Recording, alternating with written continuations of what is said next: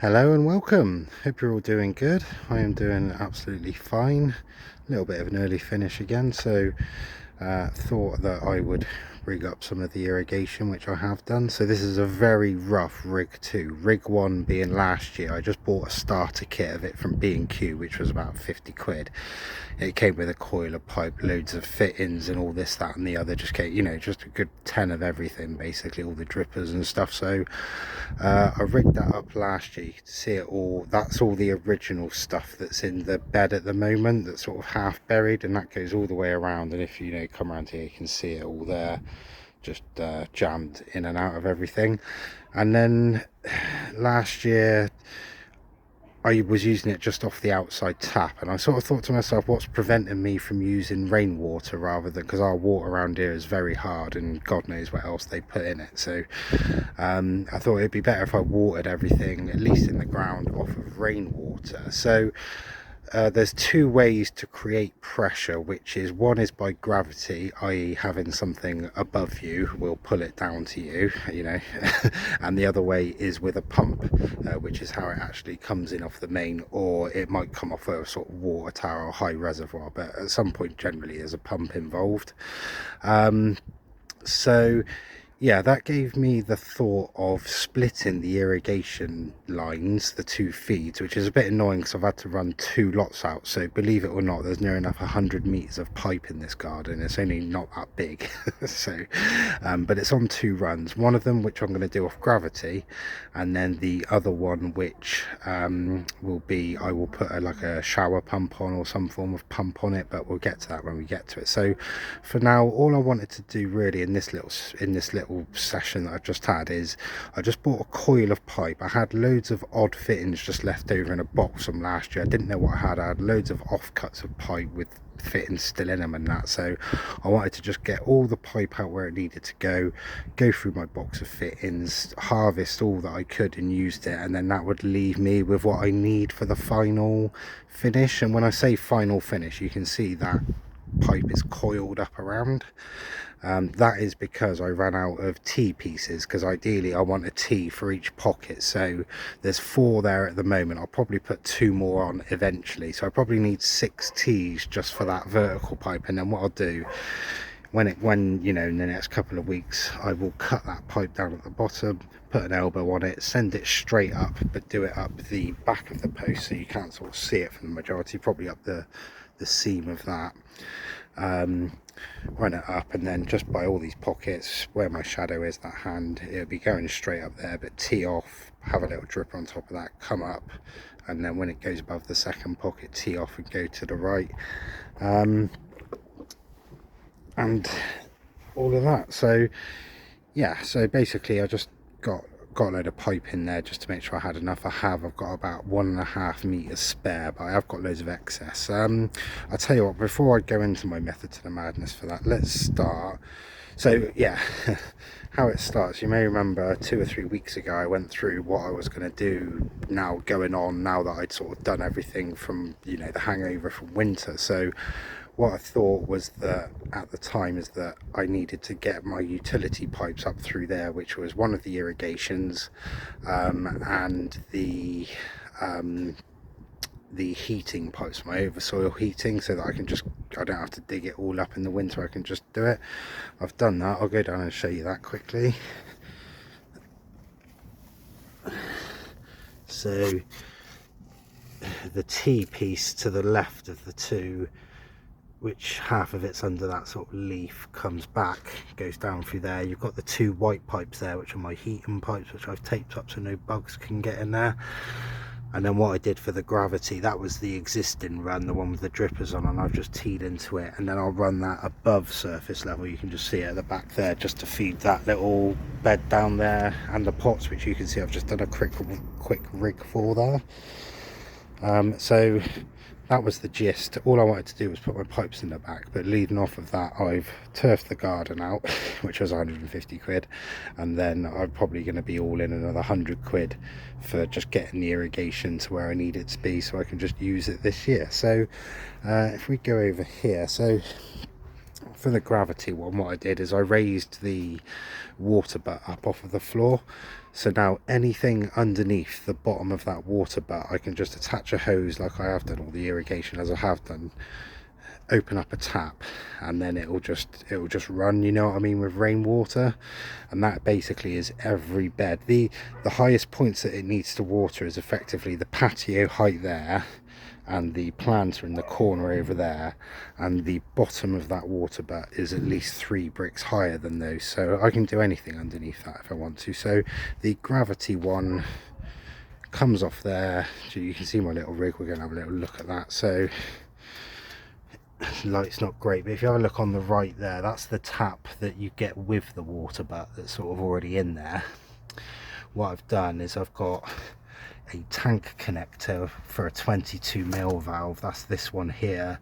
You drill a hole into this, the relevant size for the thread that's going through the other side, then you tighten up a nut on the other side of it on the inside. So obviously you do it before you do it, push that through the thread, and then that gives me 22mm to work off, which is a general plumbing size, and gives you a lot more flow rate, which is what I want. So sorry, the camera's all focusing into a tap that I can just turn on and off as and when. Come down here, that way going off the back and down through there, then goes through to the garage, and it will connect up to 3 or 4 more water butts out the front.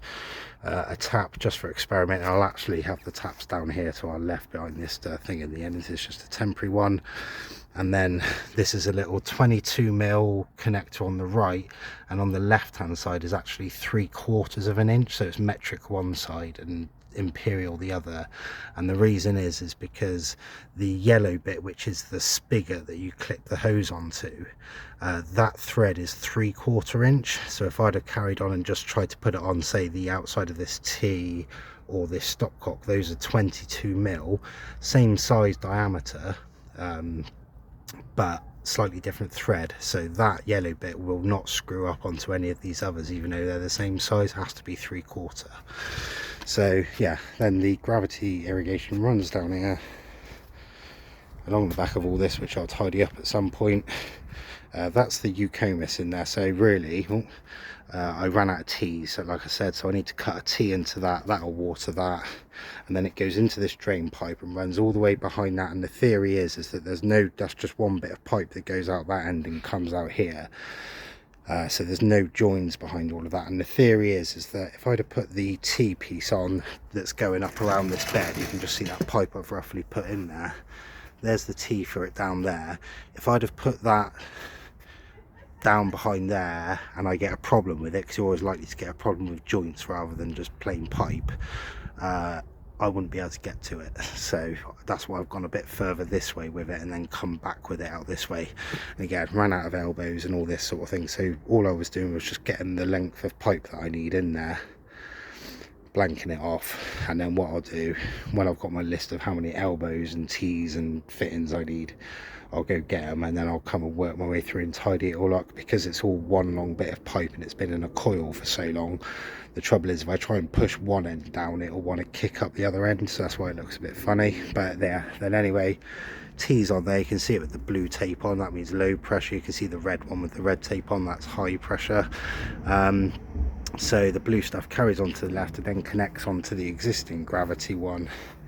Basically what you've got to think in each of these triangle beds is there's 2 triangles of irrigation. There's an outer triangle and an inner triangle. So you can see the outer triangle there, and then the inner one is over there next to the banana. If you sort of see what I mean, it sort of makes its way through. And it's not, I say it's 2 triangles, but they're not, it's sort of, they call it spurring it, whereas instead of joining something on one end so it's like a big circle of pipe, it's not, it's like effectively 2 straight lines. But anyway, it goes through there, runs underneath all of this, because I put these drain pipes in, like this one here. That one actually runs across and comes out. You can just see it over there in that flower bed.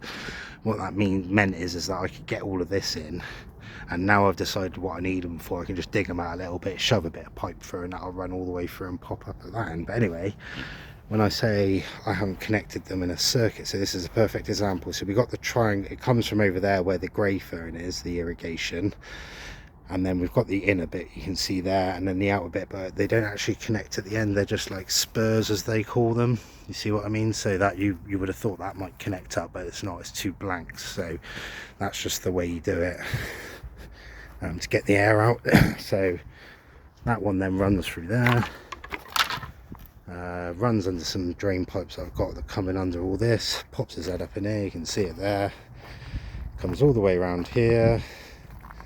We'll go for a garden tour next time. Just out of interest though, that thing is an absolute monster. It is absolutely fantastic. That's the heron house, and that from there that's coming up and measured it, that is just under 1 meter long. This camera doesn't do it justice just how big that is. But anyway, we'll get to that another time.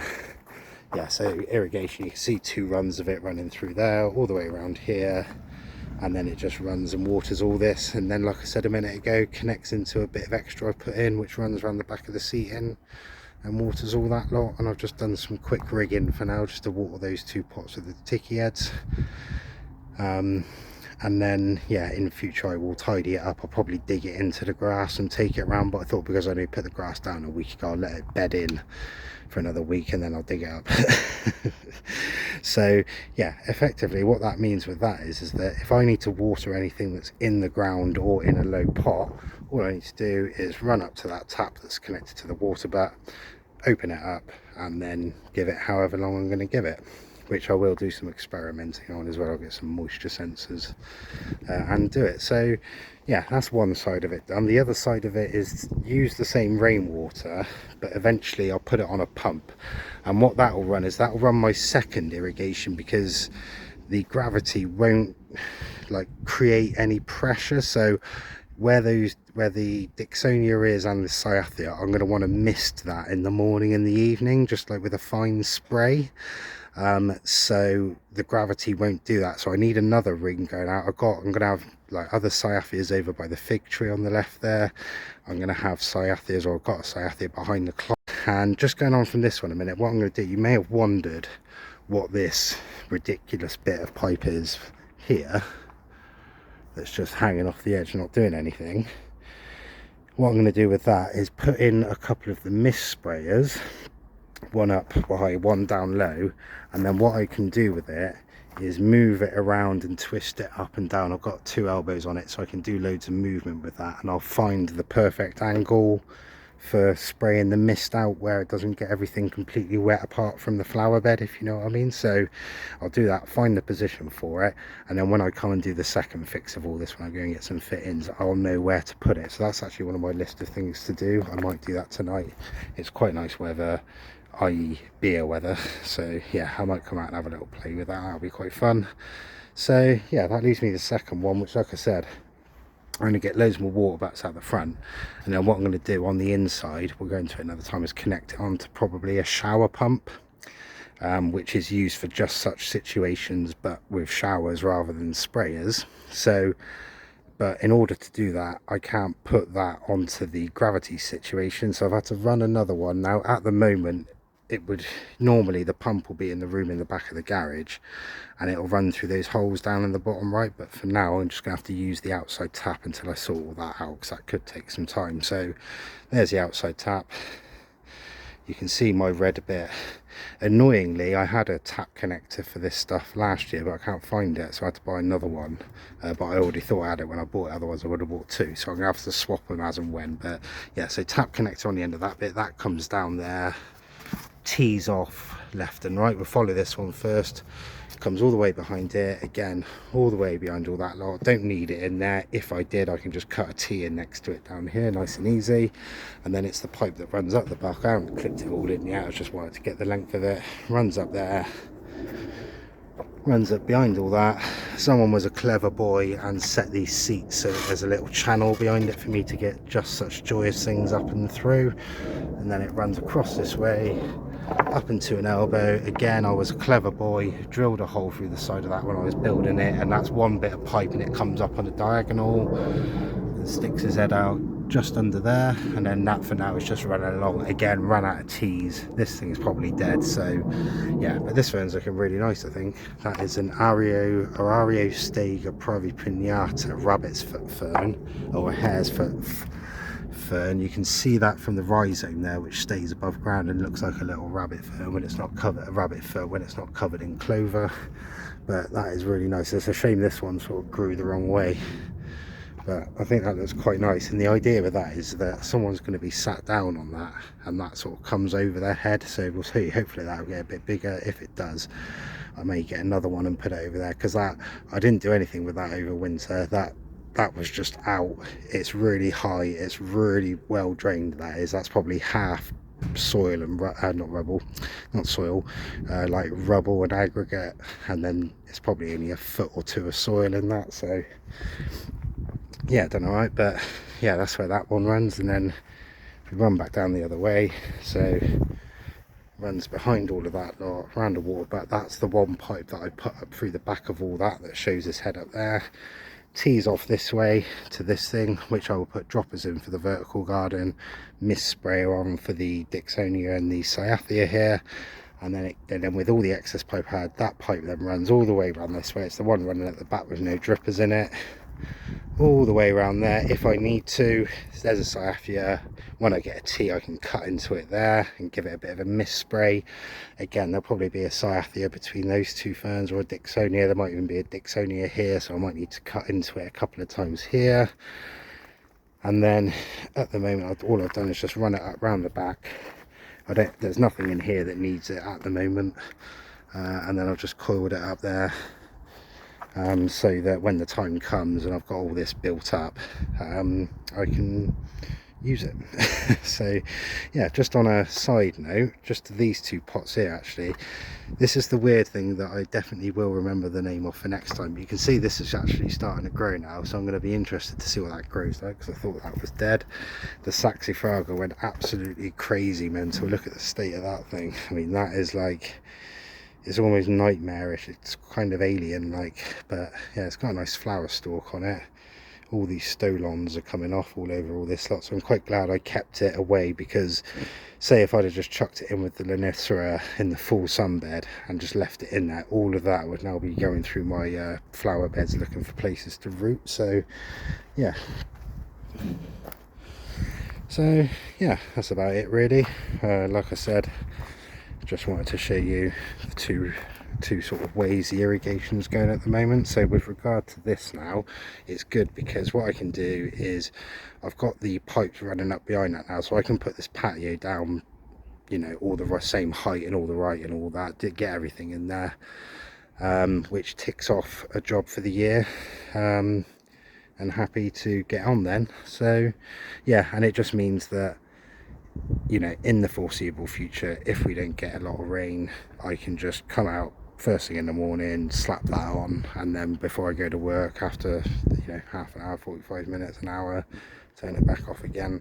I won't need to stand out here with a hose pipe. I quite like doing that though, but yeah, we'll see. Anyway, so yeah, just wanted to show you all that. Went twice as long as what I was hoping for, but there you go.